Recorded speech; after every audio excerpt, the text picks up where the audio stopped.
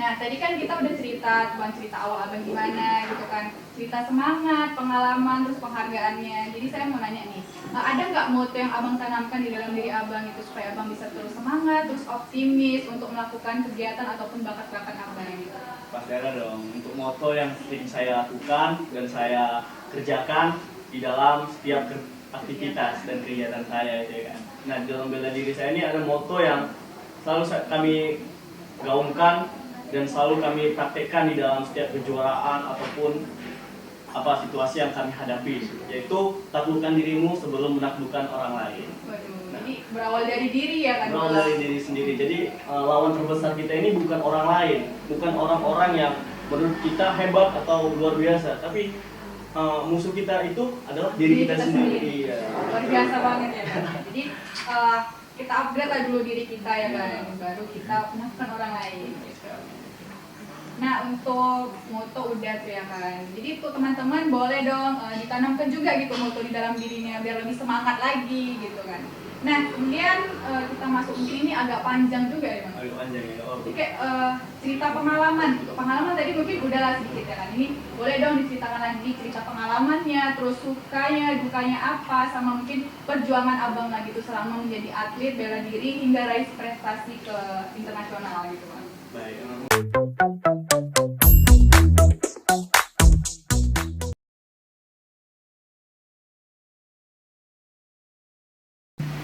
Halo teman-teman, gimana kabarnya hari ini? Oke, harapannya semoga sehat dan bahagia selalu tentunya. Nah, jadi kembali lagi kami menyapa teman-teman semua dalam acara podcast Retas Ruang Cerita Mahasiswa, yang dimana tentunya acara Retas ini diselenggarakan oleh Badan Eksekutif Mahasiswa Politeknik Negeri Medan, tepatnya di Kementerian Kominfo, Departemen Kominfo. Nah, jadi acara podcast kita ini dilaksanakan di Roman Kopi, tepatnya di Jalan Bunga, Tanjung Sari, Kecamatan Medan Selaya. Nah, jadi buat teman-teman yang mau nongki sama teman-temannya atau mau ngedate sama pasangan atau mau buat podcast kayak kita, teman-teman bisa langsung datang aja ke Roman Kopi. Nah, hari ini bersama saya Nurjana Lubis yang akan membawakan acara kita pada hari ini. Nah, jadi hari ini kita kedatangan bintang tamu yang luar biasa banget teman-teman. Jadi kita akan membahas seputar raih prestasi hingga internasional gimana caranya itu. Jadi bintang tamu kita pada hari ini itu memiliki segudang prestasi, jadi luar biasa banget. Jadi langsung aja kita sapa. Halo Bang Doni. Halo Mbak Jana. Oke, gimana Bang? Gimana kabarnya hari ini Bang? Ya, luar biasa Mbak Jana. Alhamdulillah. Kalau boleh tahu kesibukan Abang sekarang apa? Kesibukan sekarang ya masih nunggu kuliah sambil kerja sampingan aja lah gitu, apa yang bisa dijual gitu. Oh, produktif ya Bang ya. Produktif, ya.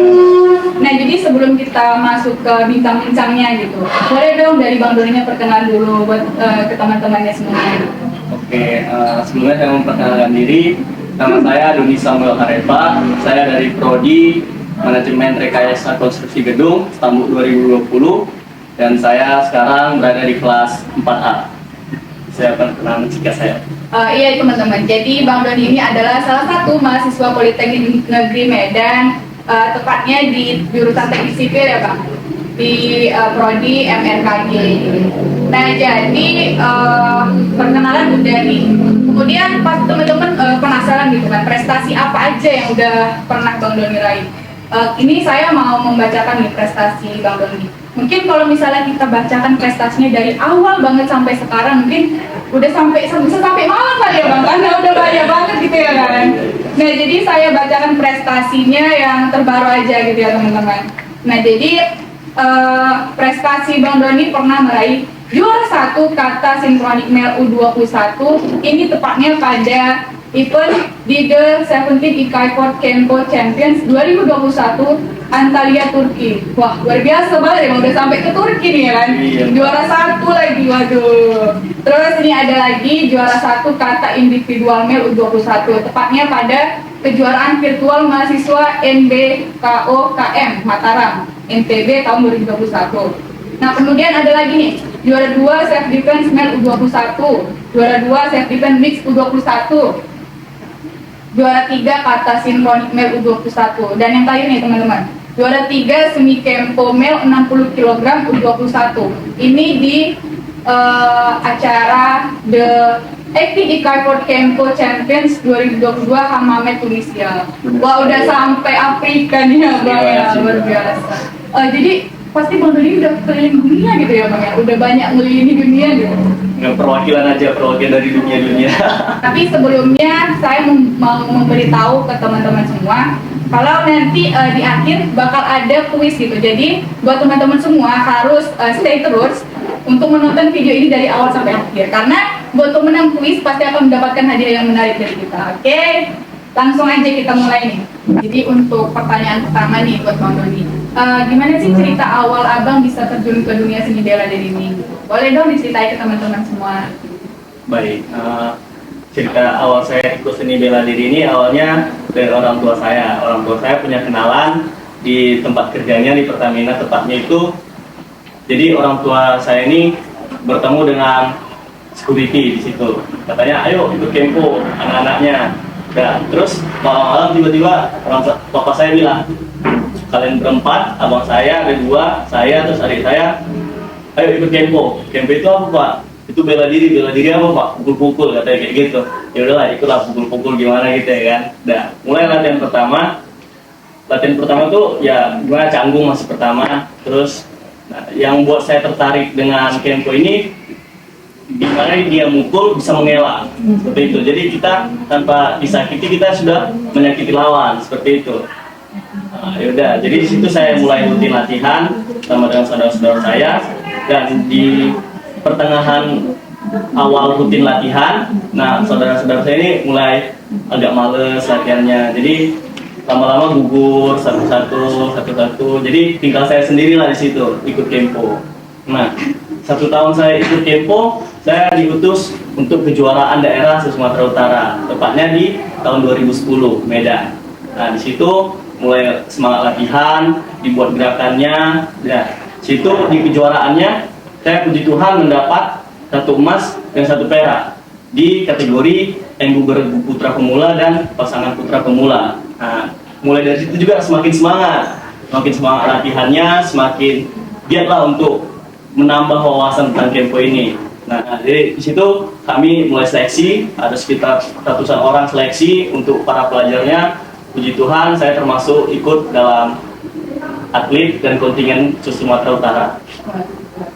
Ya, terus masuk ke jenjang TC Training Center. Nah, maklum ya kan, anak kecil masih kelas 4 SD pada saat itu kangen sama mama ya kan. Jadi kangen sama mama, jadi di TC itu 60% latihan, 50 sebagiannya lagi nangis-nangis sendiri. Nangis-nangis ya cengeng ya, karena masih kelas 4 SD ditinggal orang tua. Ya, kita jadi anak SD pun kayak gini kali jadi atlet gitu. Nah, di situ orang tua saya mendampingi gitu. Orang tua saya mendampingi sampai ke Riau Bengkalis juga, orang tua terus mendampingi saya bersama dengan kontingen-kontingen lainnya. Nah, dan boleh sadar juga kami di sana bertanding, mengeluarkan setiap tenaga kami yang kami pelajari selama kami latihan. Puji Tuhan di sana saya dapat 2 perunggu di sana di antara Sumber dan Sumsel, dan kami juara 3 Sumatera Utara. Yang 2011 saya ikut Pekan Olahraga Pelajar Nasional di Bengkalis Riau. Nah, di bulan Desembernya saya ikut Pekan Olahraga Kota Medan. Itu puji Tuhan saya bisa mengalahkan remaja. Jadi remaja dan junior ini disatukan. Nah, jadi di situ kami dapat 1 perak dan 1 perunggu. Mulai lagi saya vakum sekitar 2,5 tahun. Tahun 2015 saya dipanggil kembali untuk ikut kejuaraan dojo Kota Aceh Open. Kota Aceh Open. Nah, di situ saya masih bimbang gimana mau ikut lagi, karena kan udah vakum ya sekitar 2,5 tahun. Itu pure mendukung asal kamu mau maju dan kamu bisa membanggakan nama keluarga kamu sendiri seperti itu. Nah, semangat di situ sampai ke Aceh. Puji Tuhan saya dapat 1 emas dan 1 perak. Yang terakhir kejuaraan nasional saya itu di Bandung, kejuaraan nasional Bandung. Nah, di sini menurut saya cukup berkesan karena di sini saya membawa 6 nomor pertandingan. Dan puji Tuhan di situ, ya puji Tuhan banget ya. Di situ saya dapat 3 emas dan 3 perak. Waduh. Nah, di situ juga tanpa disadari lagi ya, sebenarnya seleksi untuk kejuaraan internasional. Nah, tanpa disadari juga, ya wow, segini banget gitu loh. Feedback yang dikasih sama prestasi gitu segini banget Nggak gitu. pernah terbayangkan Nggak pernah terbayangkan gitu bisa menjadi nominasi ya untuk penyeleksian internasional. Oke, mantap jiwa. 2019 saya dapat 3 emas, 3 perak. 2020 itu awal-awal COVID kan ya. Iya. Awal-awal COVID. Jadi semua pergerakan, semua mobilisasi juga terkendala, terhambat seperti itu ya. Jadi latihannya juga agak males-malesan. Karena kan katanya lockdown di rumah terus ya. Kalau latihan di rumah kan ada malesnya sendiri gitu, ada malesnya sendiri. Nah, tiba itu dipanggil untuk kejuaraan virtual. Kejuaraan virtual di mana sih, Wai? Kejuaraan di Portugal. Nah, semangat dong. Semangat ya. Nah, semangatnya ada, tapi badan sudah mulai gemuk dong. Karena nggak ada kegiatan. Iya, karena kegiatannya semangatnya ada, Tidur banget. iya, semangatnya ada, tapi kualitas mulai menurun. Nah, dicoba untuk kejuaraan di Portugal, ya puji Tuhan bisa jadi peserta lah, meskipun tidak dapat nomor untuk pertandingan itu. Bentar nih Kang. Namanya kalau misalnya abang latihan gitu ya, di bawah sinar matahari pasti ada lah gitu yang abang pakai gitu waktu pas latihan supaya kulit abang itu nggak terpapar langsung dari sinar matahari. Itu abang pakai apa? Jelas dong. Jadi untuk menghindari ya iritasi dalam kulit kan, karena latihan kepo itu kan bukan hanya di dalam gedung Iya, ya, benar, pasti benar. harus ada Di luar ruangan di luar gitu ya? ruangan. Jadi untuk produk yang saya pakai itu Sun Battle. Jadi Sun Battle ini adalah produk sunscreen yang bisa menjaga kulit kita terhindar dari iritasi matahari. Waduh, boleh dong Bang? Coba dong di-review dulu gimana tuh cara pakainya. Coba boleh dong tadi tangan dulu gitu. Coba saya pakai ya Bang. Iya, boleh. Wih, teksturnya tuh nyaman banget ya Bang ya? Lembut banget kan ya? Ya, coba deh abang pakai. Oh jadi kalau sebelum latihan abang pakai samping ini lah ya? Iya, jadi latihan juga semakin nyaman juga, fresh gitu. Nggak takut gosong lah Nggak gitu takut ya kan? gosong, iya. Aduh, jadi ini udah jadi produk favorit abang lah ya kan? Termasuk produk favorit saya sih untuk latihan di luar ruangan. Ini produk apa nih? Pasti tentunya produk Emina ya kan Bang? Betul sekali. Emina di hati sih. Soalnya saya juga kalau misalnya kayak latihan banyak juga gitu kan kayak lari, saya juga pakai ini sih sebenarnya Bang. Wah, berarti cocok dong kita ya pakai Iya, produk Emina. kompak kita ya Bang. Oke, kalau gitu kita lanjut nih Bang ceritanya. Boleh. Untuk tahun 2021 tuh dipanggil untuk juara internasional Nah itu di mana tuh Bang? di Antalya, Turki. Waduh, ya Allah sampai di sana ya Bang ya? Iya, puji Tuhan banget di Antalya, Turki. Jadi, nah, bener awal kejuaraannya, wah saya lompat-lompat dong. Lompat-lompat sampai bilang, wah Doni ikut kejuaraan nih dong. Iya, di mana? Di Turki. Wah, iya bener, serius. Iya mak, ya udah. Latihan persiapkan mental, persiapkan fisik seperti itu. Nah, di situ kan kita sudah mulai kuliah ya. Di mana semua tugas pun sudah ada prioritasnya masing-masing. Mulai membagi waktu lah antara latihan, kuliah, seperti itu. Nah, puji Tuhan, pihak kampus juga mendukung kegiatan kita untuk ke kejuaraan internasional ini. Ini banyak suka duka yang kami alami.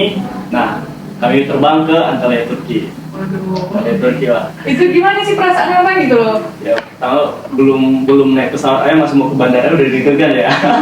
Soalnya Aku mau ke Turki gitu kan? iya, soalnya perjalanan udah hampir 10 jam naik pesawat ya.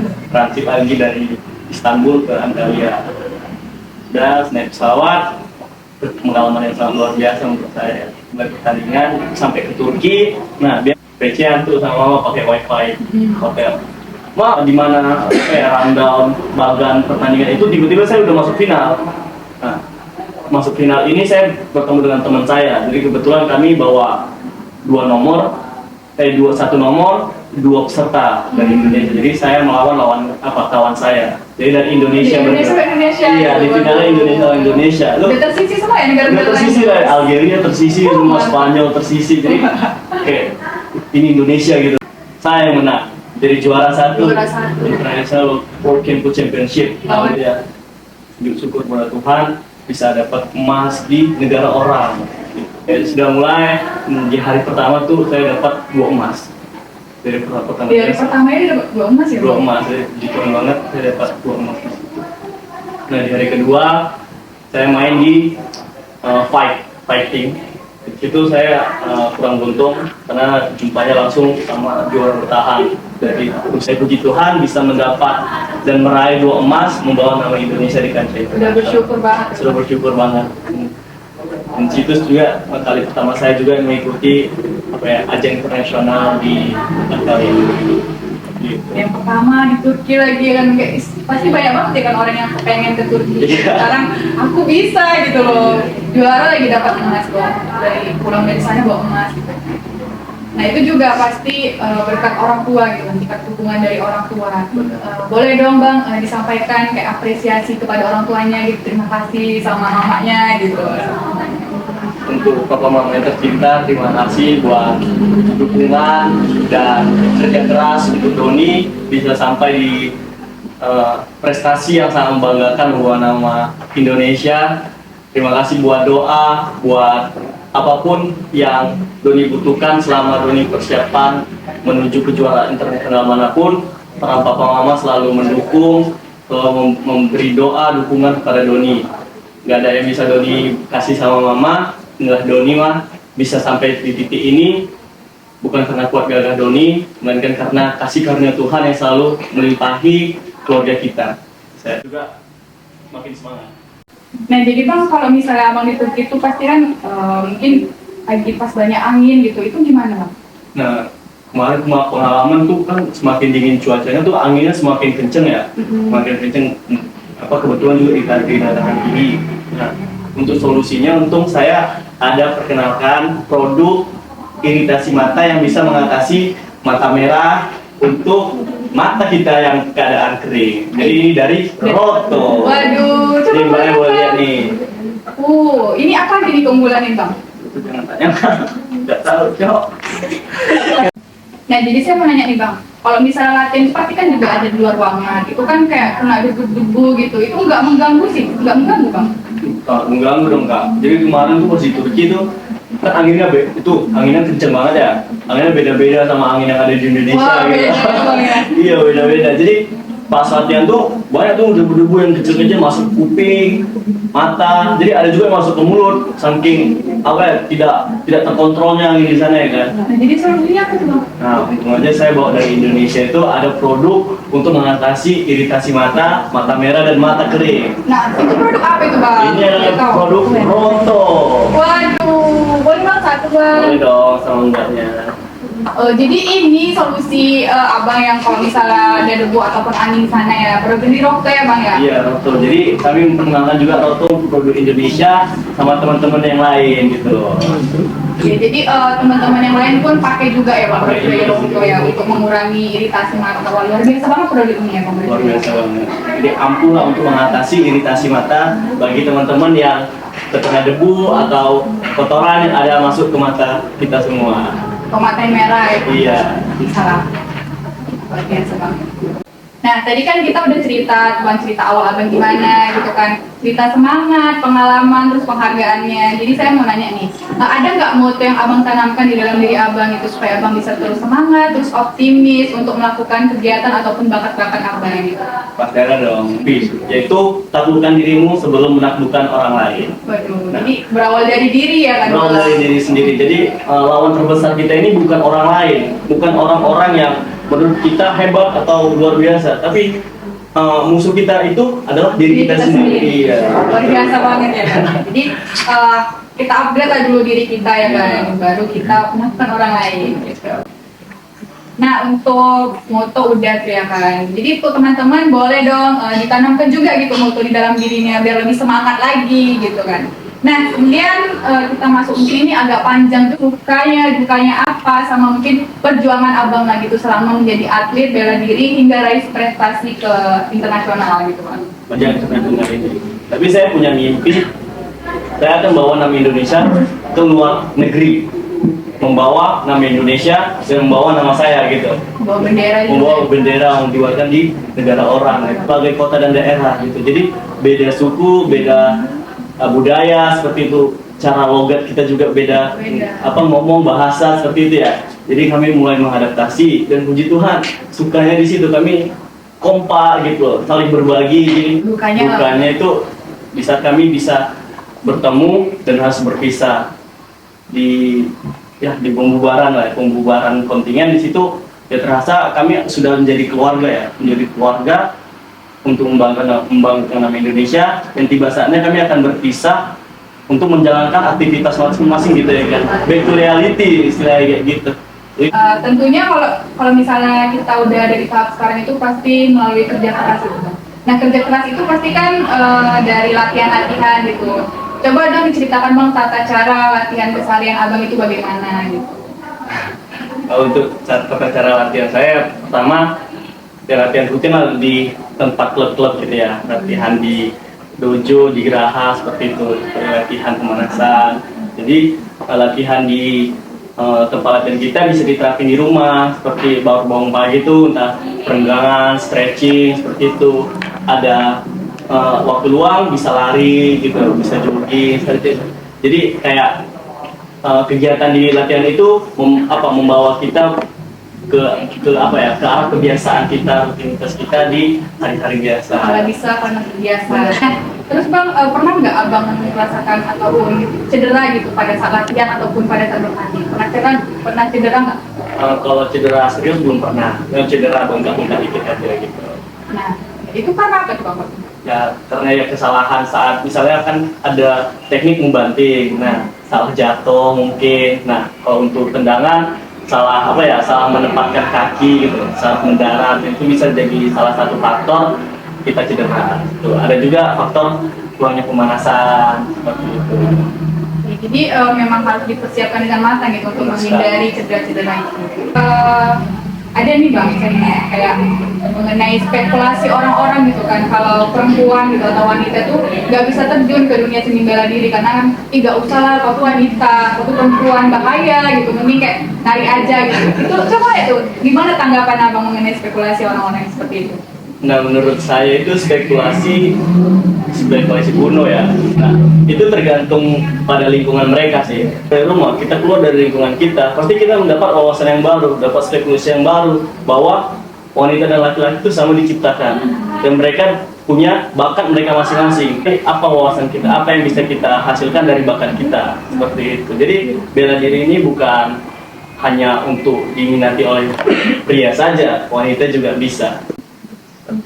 Ya, jadi untuk orang-orang yang didoktrin gitulah istilah pikirannya, bolehlah dikasih tanggapan ataupun keluar dari lingkungan tersebut gitu, agar kita mendapatkan wawasan baru yang lebih positif lagi buat diri kita. Karena kalau misalnya memang bakat kita udah di situ ya kan Bang, kita kembangkan lah. Benar sekali, benar. Ya bakat sama, tapi mereka masih bingung gitu untuk mengembangkan bakatnya gimana.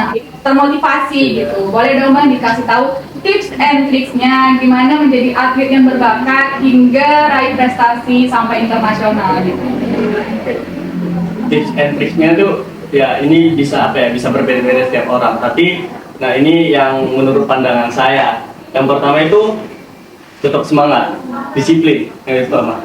Nah bisa kita jadwal latihan saja kita tidak disiplin, bagaimana kita mau disiplin di saat program-program latihan yang akan kita laksanakan, seperti komitmen. Jadi kan banyak motivator bilang komitmen, konsisten, disiplin. Nah mungkin kita udah bosan dengarnya gimana gitu, tapi memang itu yang harus kita lakukan. Itulah awal dasar kita untuk bisa menjadi sukses gitu, bisa. Jadi tips and tricksnya itu kita harus tetap semangat gitu, harus disiplin dan konsisten gitu teman-teman. Jadi jangan malas-malas gitu. Tapi kita punya mimpi besar, tapi kita hobinya mager ya, tiduran, makan tapi nggak mau bekerja gitu. Itu yang harus dihindarkan gitu ya teman-teman.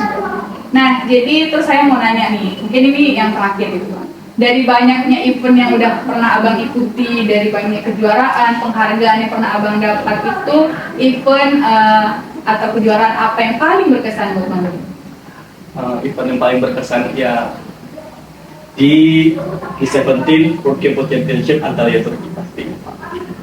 Nah, untuk bincang-bincangnya mungkin udah selesai gitu ya kan, karena udah banyak juga cerita yang udah Abang sampaikan gitu. Nah, mungkin kita selanjutnya masuk ke motivation time gitu. Jadi dari Bang Doni boleh dong dikasih motivasi ke teman-teman semua gitu, supaya teman-teman semakin termotivasi gitu. Oke, untuk motivasi buat teman-teman semua, yaitu menyerah bukanlah kata-kata yang tepat untuk kita saat ini. Lakukan apapun yang bisa dilakukan. Berlari jika bisa, berjalan bila harus, merangkak bila perlu. Sehingga kata-kata menyerah itu tidak pernah terucap dari mulut kita.